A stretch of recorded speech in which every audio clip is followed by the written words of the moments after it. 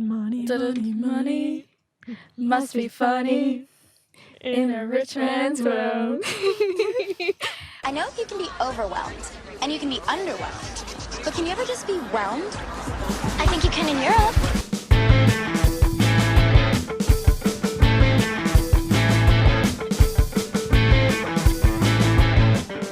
Welcome back to another episode of the Whelmed podcast, brought to you by the 3 Bs in a Pod. Thanks for tuning in. Before we go any further, we would like to acknowledge that the land that we meet on today is the traditional land for the Kaurna people, and that we respect their spiritual relationship with their country. We also acknowledge the Kaurna people as the custodians of the Adelaide region, and that their cultural and heritage beliefs are still as important to the living Kaurna people today. All right, how whelmed are we feeling today, guys? How are you feeling, Bhavya? A little underwhelmed. Okay, underwhelmed. Yeah. The sky's grey, okay? It was rainy It today. was rain today. It's just, I don't hate the rain, but it just adds dampness to the whole mood. Yeah, and everything's great. Imagine what it's like living in London all the time. Yeah. How are you feeling, Belle? I'm feeling whelmed. Nice. Yeah, I'm actually feeling good. Has it been a while since you said whelmed? I think it's from like the first episode, yeah. Yeah, because I was sick and then I was busy, but no, it's getting to the pointy end of the semester, but I'm actually feeling pretty on top of things, so. That is so great for you. Tell me more. I can't say the same, but I'm feeling really whelmed, actually. That's good. So it's gone down from the 101% it was a couple of weeks ago. Yeah. Yeah, I'm actually feeling really, really whelmed, just because I'm avoiding thinking about all the things that make me overwhelmed, which is a great strategy. Yeah. Do Would what works for recommend. you. Yeah, 10 out of 10. We'll see next episode how well that works out for me. Tune in next time to find out how Boovy's procrastination strategies turned out. So I started working when I was like literally 14 and 9 months, like the legal minimum. No, I think I was like 15, but back in high school. And I remember I wasn't like the only one working, but it was pretty out of our home group. Yeah, I was one of the only ones with a job, and then I got 2 jobs, and I was the only one with 2 jobs. And I wouldn't say miss out on a lot. Actually, I would say that. I used to miss out on a lot because I had to go to work. But then at the time I was like, oh, I have so much money, but then I used to spend it all. And that was not good. See, I was always jealous of the people who had jobs. Were you not allowed to? No, because in Singapore, because we're living there as a dependent on my dad's work visa because he's employed over there, which is why we all lived over there. We're not allowed to get jobs. Right. Unless we get like a cash under the table, like dodgy job. Cash in hand job, yeah. Yeah, but if we got caught on those jobs, obviously we'd then get kicked out of the country. So like, let's not do that. So yeah, I was really jealous of you guys back in Australia who could work because you did have the money to spend. But like, other than the money, there's This is no what I mean. I upside think in I've working. romanticized it. Yeah, because if you don't work, you think working a job is so cool. You Yeah. had so much freedom. I was like, Yeah. oh my God, these guys can like do whatever they want. They've got all this money. But I remember you used to go out and do things, and I'd be like, yeah, I'm at work. I can't do that.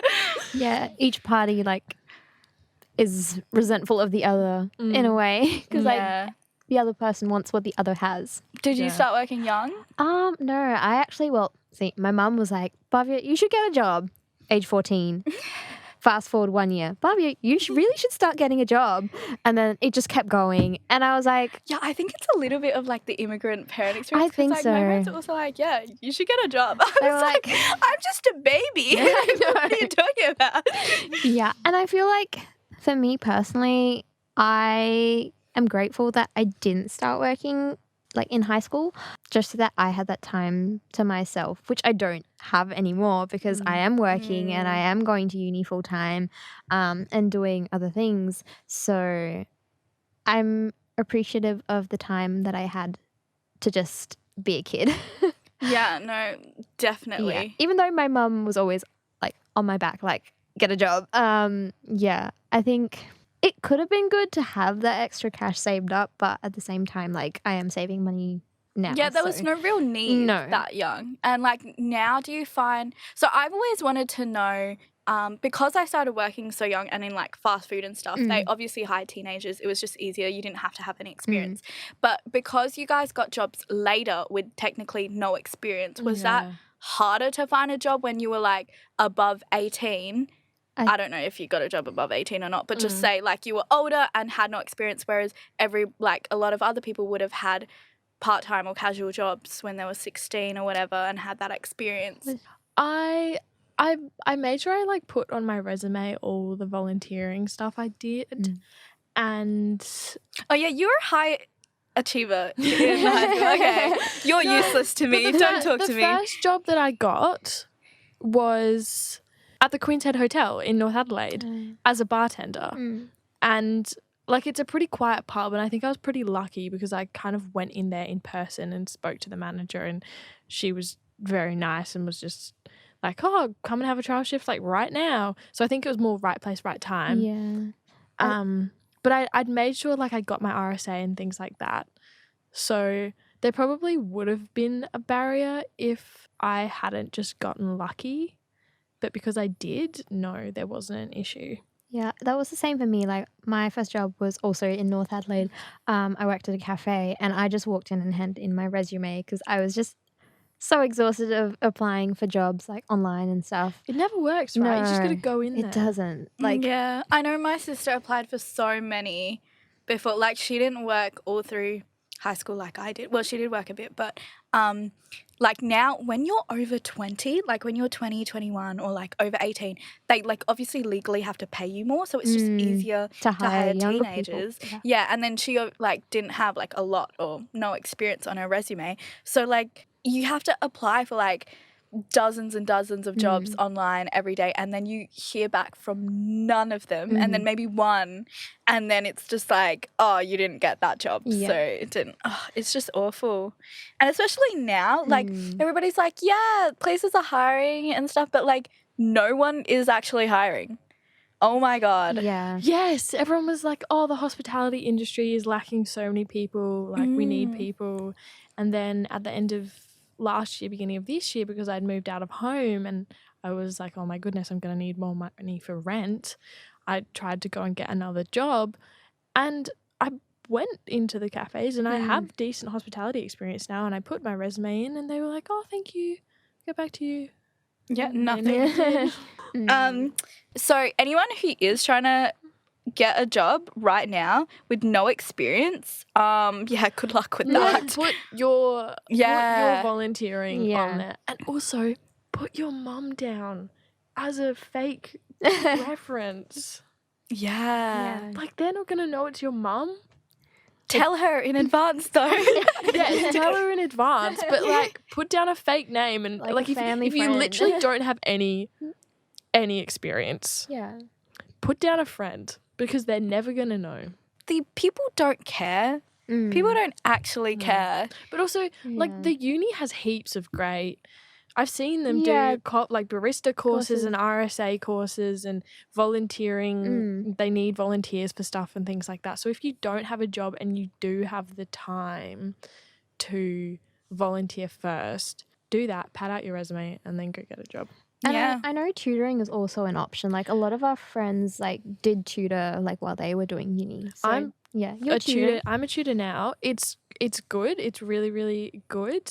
It's just a lot more mental capacity than the hospo jobs I used to work in, because instead of just like making coffee or cleaning tables or taking people's orders, you're sitting there with this one kid for an hour and they're asking you maths questions and you have to be able to answer them. Yeah. I guess So- it's up to you, like, whether you want to be physically tired or mentally drained. Yeah, no. Yeah. I think as well in like uni you might find cash in hand jobs. I used to have one. I'm not going to name any names. But they were actually really good, like just this restaurant, because they gave a lot of jobs to new migrants or like, you know, international students who weren't fluent in English and that sort of thing that were struggling obviously to find a job. So just ask around, I guess. Like I know they were on Facebook, and literally the only reason I got that job was because I was friends with a girl who worked there, and she was like, oh, we're looking for another waitress. And I was like, well, I want some more cash, so I'll come. But yeah, if you're struggling, and especially because it's so obviously hard for, like, we're so privileged because we grew up here and it's easy for us, but it's so much harder for a lot of different types of people. Hey, you're listening to the Whelmed podcast. Hope you're feeling whelmed today. Okay, this is my personal opinion, but I think being a casual is much better than being part-time, but that's only because I don't need the like allocated hours every week. Like if I only get like 3 hours one week, that's fine with me. Some people need the consistency and that stable hours, but there are different, like, people don't realize they use it interchangeably. They're like, oh yeah, I have a part-time job or casual job or whatever, and they mean this completely different things. The one or the other. But there are differences, and like people should be aware that casual and part-time, there's pros and cons for each. Personally, I think you should get a casual contract. Sign, like, be like, I want to be a casual, I don't want to be part-time. And if they try and pressure you when you're a casual to become part-time, full-time, say no. Like, honestly, say no. I think for me, like, switching to part-time, in my opinion, was the better decision, mostly because at my work, casual shifts were just so scarce and also like really unpredictable, and that just didn't work with my placement, and my supervisors were like, try and have something that's a bit more consistent. So for me, part-time works better. But that being said, I am very tired when I come back home from work, and I work 22 and a half hours a week on top of placement, which is technically meant to be full-time. So I am probably doing more than 40 hours combined for both things. So that's a lot. It is a lot. But I think back when I was doing casual work, it was good to balance it around uni. But also, word of warning, if you're going into like hospo, just be aware of how your managers are. Just because... Oh my God, do you guys have horror stories? I have so many horror stories. Yes. Just because I, at the time, like the first job that I got, I just needed a job. So I took that job. But management was so horrible. And at one point, I was doing 30 hours a week on top of uni. And that was the most stressful week that I've ever had as a uni student, just because I didn't want to do the 30 hours, but I was pressured into doing it because the manager had to take leave for a personal reason. They always make you feel guilty about the fact that they're not organised. Yes. And they do it so well. You do feel a sense of responsibility. When you do start working, there is some sort of like commitment to the place, I guess. And yeah, they milk that for all its worth. They really do. I think when you go into a new job for the first time, like, you want to make an impression and you want to like show that you're a good worker. So they probably do take advantage of that. And like me personally, I try to do the best in everything I can. So I think that does get taken advantage of quite a bit. Yeah. Coming back to you starting a job from a young age and having money to spend earlier, do you think that it taught you how to budget better? Okay. Or even not budget, but save? Or not? Do you think it made you worse because you had money when you were young and didn't have responsibility, so then you got into a spending habit that you haven't broken? Look, let's just say puberty was a thing, okay? Hormones, all the rage. No, honestly, I was really good. Looking back, saving. I spend more now than I did when back in high school. Yeah, wow. Because... yeah, I've gotten worse in my spending habits over the years. But no, back in high school, I used to save a lot just as the person I was. I think it differs from person to person. I've known people who just spend as soon as they get the money. And personally, I just like to save money. I think I like just looking at that number in my bank account. Then I did spending it. I was like, I'm a little bit like a dragon. Like, I liked hoarding money instead of spending it. But...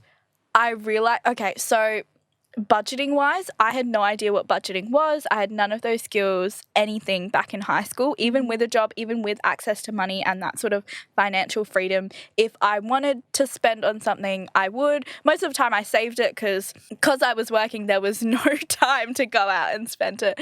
And plus, when you're in high school, it's just you go eat at Macca's and stuff. It's not that much of like you spend like what $20 every outing max. Nowadays it's like obviously more expensive, but I had no concept of budgeting or anything at all. And by the time I started, my spending habits had grown into more of, okay, I have to I'm spending on food and drinks and going outings. But now in uni and stuff, I also have my own clothes and stuff. Like back in high school and stuff, you could just ask your parents to be like, oh, I need new socks or shoes or whatever, and they could obviously purchase it for you.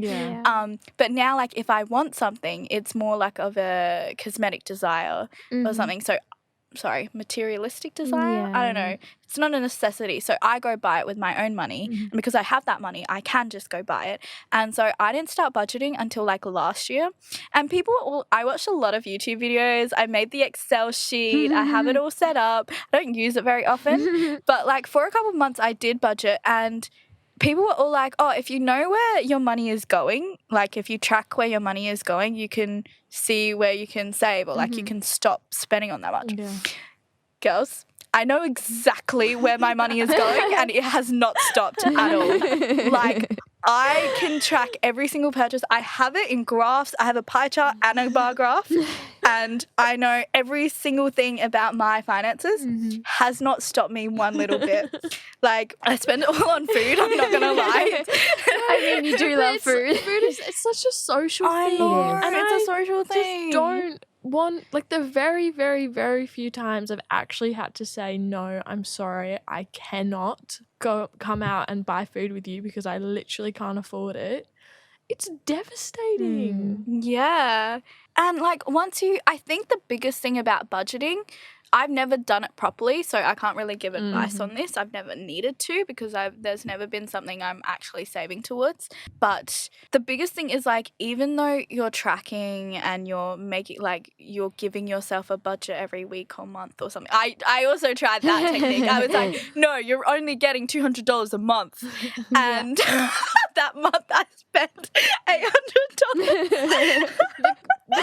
The CommBank app. I'm with CommBank. Spoiler.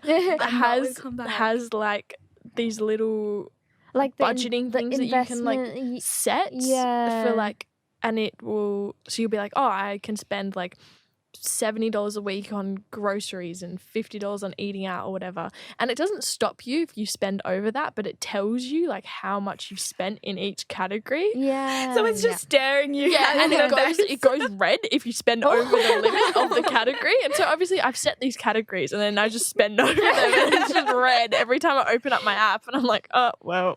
Right. Yeah. So I think the real strategy is forcing yourself to follow your budget. It's not making one or anything. It's literally you have to follow it.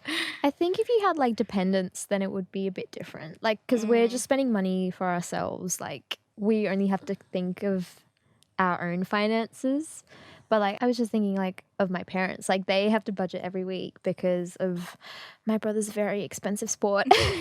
I thought you were just going to end with my brother's very expensive. And I was like, facts. Fair enough. It's a very expensive sport, which I think because they always have to take into consideration the cost of booking flights to go interstate or paying for all his bike repairs. For those who are listening, my brother does cycling as a sport, and there's a lot of cost that goes into it. It's just frustrating. Sometimes they'll be we actually can't spend on this, Bobby, can you chip in for us? So I'll chip in. So I guess it does make me more aware of my own budgeting because I like Wait, to try does your brother have a job? No, he doesn't. Do you think he should get one? I don't think he would have the time because he trains 6 days a week. Do you think those who don't get a job earlier on and wait, because I know people who even in uni they don't need a casual part-time job, and once they graduate they'll just get a graduate position and that's about it, you know? Do you think those people it's better to get a part-time or casual job, not early on in life, but just like in general during high school or uni or at some point during your life, so you kind of learn those skills in the workforce. I think it's good. I feel like I missed out on that in high school, but I did catch up eventually. And I guess it would just depend on the time that you have. In my brother's case, like on top of doing year 12, like he's doing training every other weekend. He's going out for competitions and stuff, which sometimes includes going interstate. Like next weekend, they're going interstate. So I think in his case, because he doesn't have the time, he wouldn't be able to commit to a part-time job, because with a part-time job comes commitment, and they want to know that you're reliable and that you can like stay on the rust and that That's true. Does that mean like social wise, I find like people who've worked in hospital and stuff have, I don't know, that sort of mentality, like when you go out and eat with them, like we all are nice to the server or whatever. Oh, Not definitely. saying that he won't or whatever, but just by the time he gets a job or just interacting with people who don't work part-time or casually, you kind of notice that, just that little difference, be like they've never been in the workforce. They don't know, I don't know, how to talk to a manager or like customer service skills or like navigating workplace politics, because actually everybody gossips in a workplace. See, I don't know if that's getting the job earlier, because even like I say that I romanticized you having a job in high school, and I definitely did, but I don't feel like I missed out on anything by not having a job in high school. And I think that obviously I need a job now, but the skills that you're describing are all like hospo retail skills. I'm not sure. I think the people who go straight from not having a job to a grad job, they're missing out on those skills because they haven't worked in those jobs, not because they haven't had a job when they were younger. I didn't mean like job when you're in uni or high school. I just meant like in general, those who never get like a part-time casual job. Then I agree. Like I was talking to my supervisor the other day, and we were just having a casual chat, and he was saying like he can see the difference in his workplace about the people who had part-time jobs in hospo and retail, because they're more likely to be proactive and actually get things done compared to people who went straight from like high school to uni to their graduate job. There's a disparity in like the approach to managing like projects and just time management and just having that initiative to just go and get something done, which I think is really interesting. Like I was like, actually, I kind of see that. I feel like time management would probably be one of the skills that you would learn better younger with a part-time job younger. Yeah, and a lot of hospo jobs and even retail are you're under a lot of time pressure to get things done. I feel, especially if you work like late nights or weekends. I remember I was working at a cafe in a city where every morning we'd have like over 100 people come in within half an hour for coffee. Yeah. And you'd have to like just tap on the point of sale so quickly. Like my wrist was just moving like... No, it was working insane. at a pub on footy nights. Oh my goodness. Working at a North Adelaide pub when there was footy on at the Adelaide Oval. Oh my God, never again. Ever. Yeah, and just like that customer service persona you put on. Yeah. Oh God, just thinking about it breaks me out into hives. Have you been like targeted with the whole now's the best time to start investing? Because it pops up everywhere for me. All of my feeds, blah, blah, blah, always talking about, your 20s, best time to start investing. Like, you need to start investing now. You know what? If our phones are actually listening to us, I have a feeling we'll probably get more emails tomorrow. I have started investing. Oh, have you actually? Because I feel like... You've become one of them. No, but because people were like, now's the best time to start investing. And it was something that I didn't know anything about. Like, it was just that one... I like to think of myself as someone who loves knowing a little bit about everything, just having a bit of knowledge. But people would start talking about stocks and shares and investing, and I would literally have no idea what they were talking about. And so I was like, well... better get started. So yeah, I did feel targeted. Did you research a lot before you invested, or I did you did. kind of just? And then I got really, really overwhelmed. See, that's what happened to me, and I haven't, because I'm like, I don't understand anything. There's too much, and I don't want to just put my money somewhere where I don't know what's going to happen. Yeah. No, and I got one of my friends who knows a lot more about it than I do to explain it to me, and she was explaining it to me, and I was still getting overwhelmed by it. And I don't know if it's just something that you need to just kind of immerse yourself in enough so that you do understand it, or if there's another way to figure it out. Yeah, maybe people are just smarter than us. Yeah, if you're listening and you know anything about this, please let us know. Yeah, so yeah, investing's growing into a big thing. And now it's like literally not the only pathway, but it's, literally the only pathway to get more money without burning yourself out working as much as you can, just with the way the economy is Well, it's going. passive income. Yeah. Who was it that said you have to figure out how to make money while you sleep? There's someone who said that. Someone. Warren Buffett. That's a name I know. He said a lot of things. I think it was Warren Buffett. Am I a genius or am I a genius? Wait, hold on. Yeah. Yeah. The world's most successful investor, Warren Buffett, famously said, if you don't find a way to make money while you sleep, you will work until you die. I think that's a huge thing perpetuating hustle culture, though, which catch our next episode, which we will talk about. But also it scares me that I can't just have a 9-to-5 job, work, and just have enough money for a house and to feed myself and stuff. No. Like, I need to have another income stream now to live. Yeah. It's because like the interest rates and things like that are growing so quickly that you literally can't. When they were talking about HECS debts and the HECS debts rising to CPI, they were giving examples of people who would pay, like the amount that they would pay back of their HECS debt was less than it would grow that year. Oh my goodness. So they're actually not paying anything. Like they're paying back like $5,000 of their HECS debt, and it's growing by 7.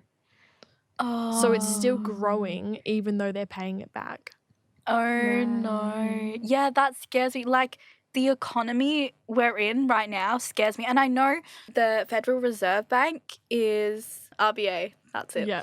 So they were all like, oh yeah, increasing interest rates will help with inflation. Except I watched this video. It was on TikTok. No, I don't have TikTok, but it was I don't know if you've ever watched their videos. It's really funny, but it's actually really informative. The Honest Australian government ads. Where they break it down for you in very funny, like what exactly is happening. And they were like, yeah, that's the only way the RBA can think of, which isn't literally taxing the rich. And it's like, it's taking out of our, like, the middle class and lower class income instead of just, taxing the rich. It's actually going back to my year 12 economics. So someone out there might want to fact check me on this, but they're basically just raising the interest rates so then people borrow less and spend less. And then if you spend less, then the inflation goes down. Yeah, except we still need people still need to buy stuff to live, right? Yeah. So then they're just borrowing at a higher interest rate and then spending that money. So then they're more in debt and inflation's going up. Yeah. And the fact that the wages haven't increased either. Pretty much at the end of the day, we're never going to be able to afford a house. Yeah. Yeah. Basically. You know what? Woo. That is actually the saddest part about paying rent at the moment. Because I just feel like it's money going to nothing. Like, you're paying off someone else's morttage. I'm paying. When you could be paying off your own. I'm paying off someone else's mortgage. And that's halfway through the episode. Time flies when you're having fun. Am I right? As a side note, grab some water. Remember to stay hydrated. Now back to the episode. You remember what our Year 9 maths teacher said? He called me Belly in the first one. I remember he was like, never rent. Life lesson number 1, never rent. And he went this entire lecture. I swear to God, I think the entire lesson, that 1 hour, he lectured us on, he went to like Best Buy or something and like tried to rent something. He's like, never rent ever again. I've failed. You know what, if I saw him on the street, I would cover my face in shame. Shame. Well, I think he's still teaching. But yeah, you're right. We'll never afford a house. And the worst thing is, like, even if you want to buy a house and spend all, like, that rent money you're currently spending goes towards a mortgage, you literally can't. Oh, yeah. House prices are insane. I saw something, also might want to fact check this. I saw something that was like 1 square meter of land in somewhere in Melbourne was worth like $15,000. And then there was somewhere in Sydney where it was worth like 20 or 30 grand for a square meter of land. Like that was insane. the pricing. Yeah, my parents' house, like, if they sell our house right now, millions. I'm assuming. I don't know. Someone back check this. But with the housing market right now, oh my goodness. Well, Adelaide was the only one that was still going up at the end of last year. Oh. Everything else fell, but Adelaide was still going up because we had like such a low vacancy rate because so many people had moved to the state after COVID and things like that, which is why our housing market was going up so much. I kind of want, like, just in the end, eventually you'll have to, I reckon I'd have to get a couple of people, like a group of friends. No, but you can do that now. Buy a house and we all pay it off, so we have one house to live in. The government, the new like first home buyer scheme thing, it used to only be for single people and couples, but they've just changed it so you can now be eligible with it if you're buying a house with your friends. Oh, really? You can, like, come together. So, instead of solving the housing crisis, they decided, you know what, we'll just help them out with some symptoms. Hey, I love our government. How do you solve the housing crisis though? Like, I get, like, people complain about the budget, and they could take money away from some things and put it towards other things. Genuinely though, how do you solve the housing crisis? Oh, well, yeah, I wouldn't know. Like, tax the rich more, yes. Tax that 1% a whole lot more. It's all tied up in all of, like, the laws and like, I know there's I know, like, when I was looking at Europe, bringing that up again, just like Airbnbs and stuff, people, like, on Reddit and threads and, like, articles and stuff and be like, Airbnb is actually contributing to the housing crisis. It's actually a really big issue that I don't think people realise because everyone, it's so cool now to just go and rent an Airbnb, but it's literally making people homeless. Yeah. Because they can't rent the house because it's an Airbnb. Yeah, and, like, landowners and stuff, like, there's, like, all of these little issues that could be more regulated as well. But even with more regulation and all of that stuff, in the end, I don't even know. I don't have enough knowledge on this topic to talk about it with any sort of authority or expertise. All I know is that we're screwed. I did see a statistic actually on the news yesterday. Baby boomers are spending more and our generation are spending less. Yeah, because they have more money. They're retired now. I'm not even kidding. They've like made. Oh, it's a bit of a generalization to blame baby boomers. No, boomers. it's not. No, we're gonna do it. They've lived the what you would call American dream. They've reaped all the benefits. Yeah, and now there's nothing left for the rest of us. But they've made it so that because they're still in power at the moment, we can't change anything to benefit us. They've literally put in a whole bunch of obstacles that they didn't have. Yes, so we can't have what they did have. And then they're like, oh, why are you such a snowflake? Yeah, and it's like, what a day. I don't have enough money to eat. Yeah. Okay, that's enough from us for this episode, but we are going to hand over the mic to Jess. While going to uni, Jess also works part-time, which is in the theme of this week's episode, but she also has to manage all of that with a really painful chronic condition, and Jess will explain a bit further in her interview.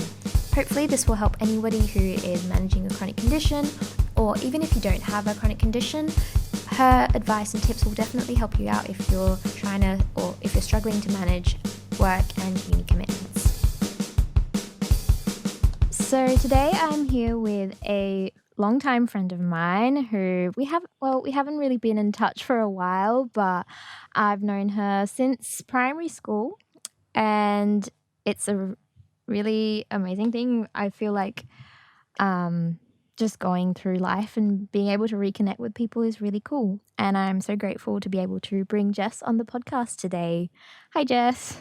Hi, how are you? I am pretty overwhelmed right now. How are you feeling? Are you feeling overwhelmed, underwhelmed, just plain whelmed? I'm definitely overwhelmed. Uni is a lot. Yeah. And just for our listeners, what are you studying currently? I'm studying a Bachelor of Public Health. Okay, cool. And were you doing nursing before? Yeah, so I started off with nursing. Mhm. I enrolled in 2020 and then COVID hit and I was like, this won't be here next year. Let's just take a gap year and come back. Yeah. Back next year and COVID was worse somehow. And I was like, wow, all right. Tried to power through it, realized about a year and a half in, maybe this isn't for me, and transferred into something that I'm definitely more passionate about. And doing nursing was really scary, like going on placements in like around vulnerable people in aged care homes, and you can't go into placement if you got a little sniffle, and so you're losing placement hours, and it just was so overwhelming. For sure. And how do you feel about your current degree, like where you're going with it? I love it so much. I feel like I'm on a path to make a difference in the world and the community, and I'm just so excited about it. Yeah, that's awesome. And how has it been for you moving out of home and going to uni at the same time? Was it a really difficult process, or was it quite simple actually? It's been challenging because you've got not only, I live with my partner, I'm very grateful to have him, but it is definitely challenging on a relationship to have that financial stress of I can't work full time because I'm studying. And also being able to put study first is really challenging when you're trying to make sure that we can still pay our bills and get groceries. And, sometimes we're at the end of the week and it's like, all right, we've got a can of baked beans that's going to just have to do us for tonight. Yeah, wow. It's definitely stressful when you're trying to sit down and do an assignment and all you can think about is like the 5 different bills you have coming up that week. And it's super, super challenging. But having the independence is also a really great thing to have. You have this space to be yourself, and it's just, it's really amazing in some ways. Yeah. How do you find balancing household chores, and I guess you did already mention it a little bit, but studying and then just the priorities that come with just maintaining a place of your own? Yeah. It's definitely a challenge. There are definitely weeks where we've got a big stack of dishes and I can't really get to them. It's also just, especially if you have the opportunity like I do to live with a partner or someone you're very close to, it's just about communicating. And once we can kind of understand each other and go, all right, you're overwhelmed right now. Let me pick up some of the slack and let's work together to get through this. And it's really great to be living with someone that you can kind of bounce off with and help each other out. Yeah, that's awesome. So obviously with living outside of your family home, I suppose that when you're studying, you've also got to work part-time. Have you had any interesting experiences with part-time work that you wanted to share with our listeners today? I guess it's something that doesn't really get talked about very often, but first of all, finding employment as a student can be challenging, especially if you're trying to get into a role which will help your career, because they're looking at people that are going to be there long term, a lot of the time an employer is like, oh, I don't really want someone that's just going to up and leave in a year when you finish your degree. Yeah. So it's kind of like you have to just choose what you can to be able to get through it. Yeah. And sometimes for your own mental health, like it doesn't always really feel the best doing a job that you don't love, or you don't really feel like it's helping you in any way, and the only thing it's giving you is a paycheck. But sometimes it is just what you need. And it can be really frustrating as well to know that you're just there for a paycheck, and I wish it wasn't that way. Yeah. But sometimes it just is the way it is. Yeah, I think I can relate to that as well. I've worked in hospitality, and sometimes it's just like, why am I even here? I don't really want to be here. But at the end of the day, like, you need to put food on the table and like support people who you're living with. And yeah, it can be quite overwhelming as well. Oh, yeah, definitely. And especially in a job like hospitality and retail, where you're face to face with a lot of people, which can be really rewarding, but also you're going to get a few, Karens, a few challenging customers that they can actually really ruin your day. And you come home and now you've got like 2,000 words to write, and all you can think about is this person saying something nasty to you earlier, and you're just like, oh, please just give me a break. Have you found that with time it gets a bit easier to manage people who do come into your work who are a bit challenging? Yeah, challenging. Yeah. I think you kind of learn to not take it as personally. I think in the beginning, like if someone would like look at me funny, I'd be like, oh no, they hate me. But you definitely learn to have a bit of a harder shell.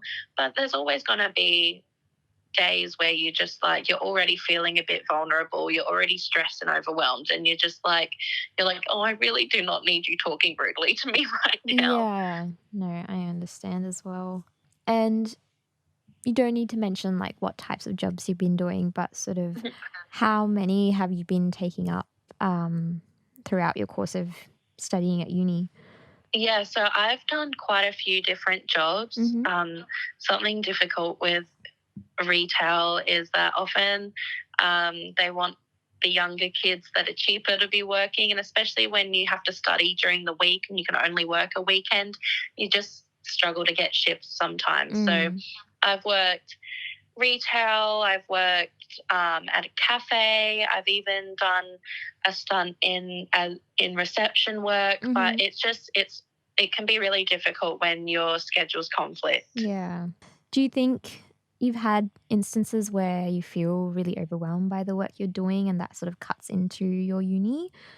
Definitely. You've just had like a long day, whatever it is you're doing, whether you're sitting behind a desk or you're waiting tables, it's still exhausting in its own way. It's still stressful in its own way. And it really does interfere with being able to sit down and concentrate and put your best work into uni. I've had times where every single assignment is a high distinction, and then I have a really bad week at work and that assignment comes out as a credit. And then I feel bad, but I'm just like, you know what?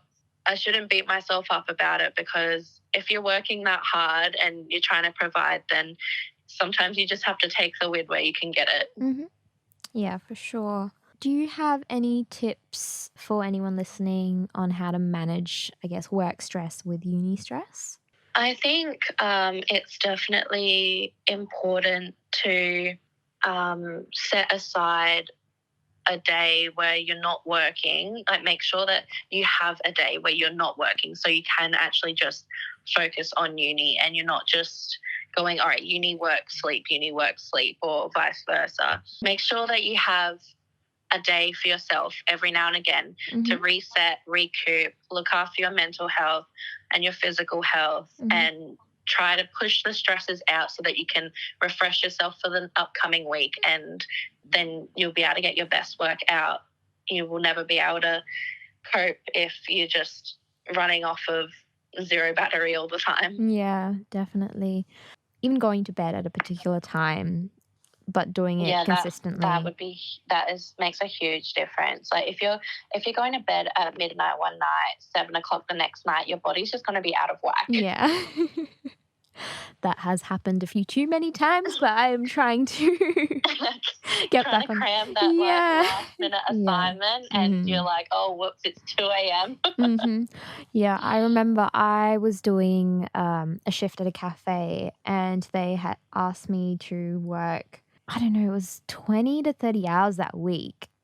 And this is when I was first starting out, and I was too afraid to say no to the manager there.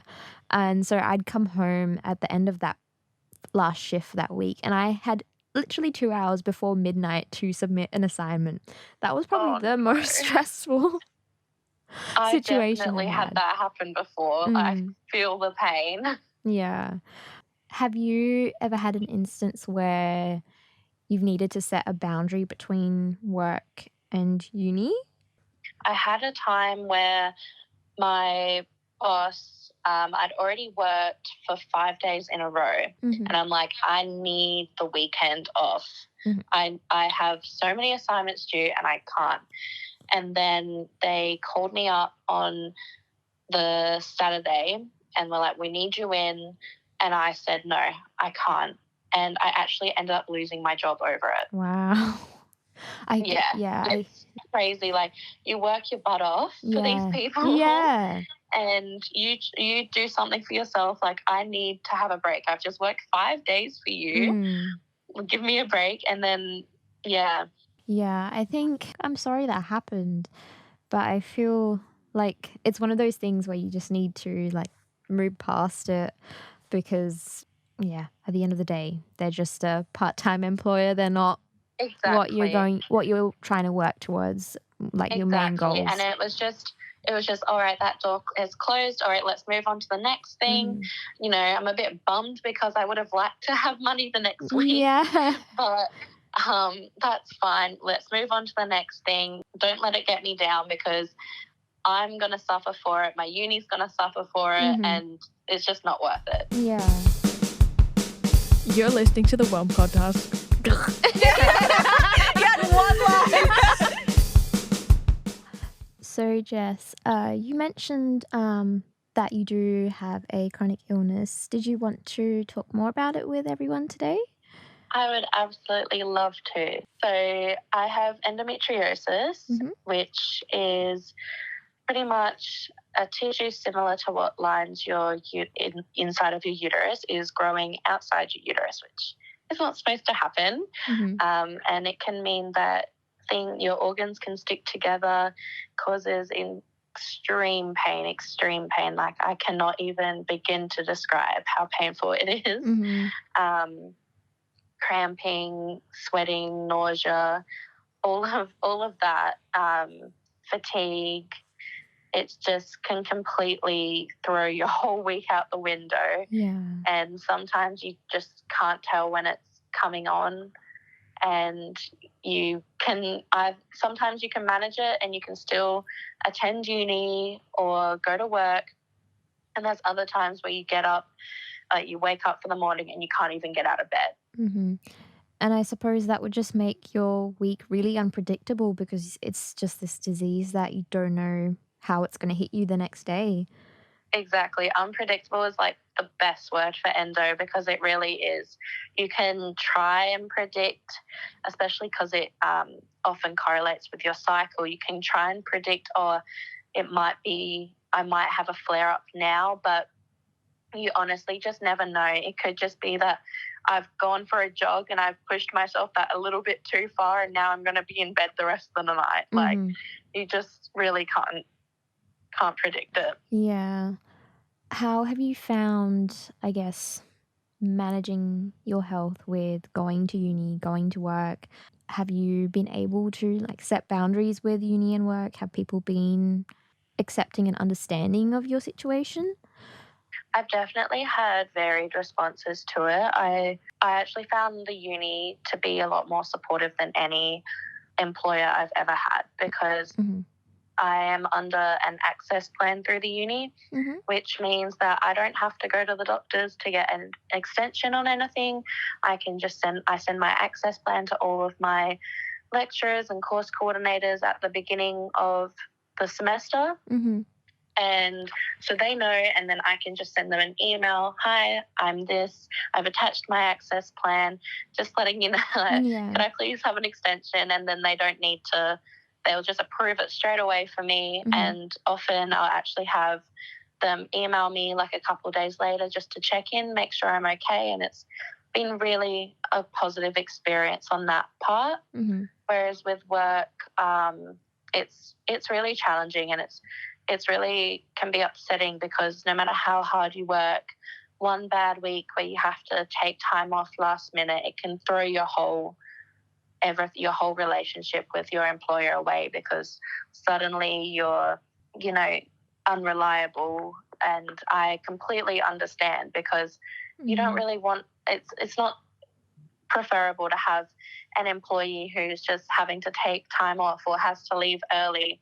But unfortunately, it's just not in my control. And if I can't get out of bed and I don't feel safe to drive to work, then I'm going to stay home. Yeah, but I feel like employers should be made more aware of the fact that their employees are not just your average person. Like, people are going to be so different in terms of their health and their ability to work. And also, I guess some employers are just less accepting of people with disabilities as well, I would think. Yeah, and especially with endo, it affects, in Australia, I believe it's 1 in 9 women. It is that it affects. It kind of varies place to place. Some places it's 1 in 7, some places it's 1 in 10, but it's still a very large number of the population of women and people who were born with female anatomy go through it. And so it really should be more educated on. There should be more awareness. And something that is huge is also that the government doesn't recognise it as a disability. So I can't get anything from the government to help me out when I can't work. I guess, we kind of get a bit forgotten about our little endo warriors. Do you think chronic pain is something that should be classed as a disability, not just for endo, but for any type of chronic pain in general? Definitely, 100%. It's something you cannot control. And I think that, it should definitely be classed as a disability. No doubt about it. So have you gone through any surgery for endo, and has that improved how you've been able to deal with everything else in life, or has it sort of been a bit of an obstacle to get through? Yeah, a bit of both, really. I had surgery at the end of 2021, so I was really lucky that it was on the break from uni, so I at least wasn't missing any classes or deadlines or anything like that. And so I could recover over Christmas and New Year's and then come back to uni quite refreshed. And I was very fortunate that with the surgery, I actually was pain-free, or, very minimal pain for about a year, which a lot of people don't get. Some people get it for much longer. Some people don't get any relief from pain after surgery. And I was very lucky that I had about a year of relief from pain. And then, unfortunately, this year my pain has substantially increased and heavily affected my uni. It ended up I had to take a semester off because my pain had just come out of nowhere, and I was in the hospital for 3 to 4 days at a time, and I would be in hospital week after week, and there was no way to manage it. So it's definitely had its ups and downs, and I will be probably having to have another surgery, which I'm hoping I can time with uni again perfectly, but we don't all get what we want. But it's definitely had its benefits and its impacts on my study. Wow. I'm sorry you've had to go through all of that. It's It's something that I'm really lucky to have a great support system. I have my cousin who's doing her PhD who also has endo, and she's been a huge inspiration and support for me. So shout out to her because she's awesome. So yeah, I'm really lucky to have some great support. And speaking of support, do you have any tips or any words of advice that you give to anyone listening who is actually going through chronic pain, maybe similar to you or something completely different?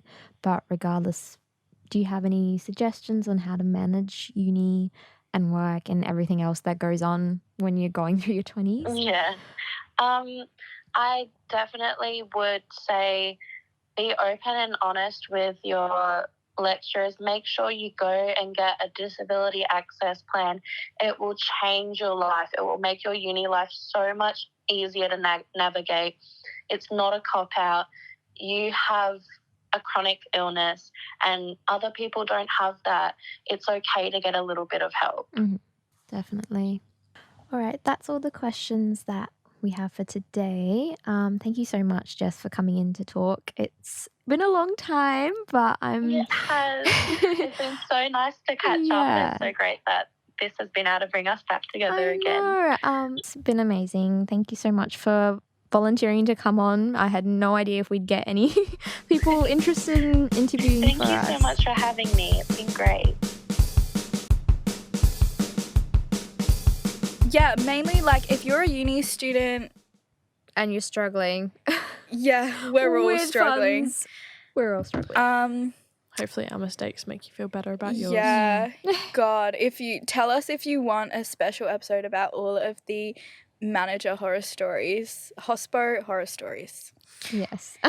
And we will provide, don't you worry. So many. And also, don't feel pressured that you need a job either. If you're doing fine or you literally aren't able to, as you said, Barbia, with your brother, your schedule doesn't allow for it. Yeah. It's okay. It is okay. I think a very common theme that's coming out of this podcast is literally just do you. Yeah.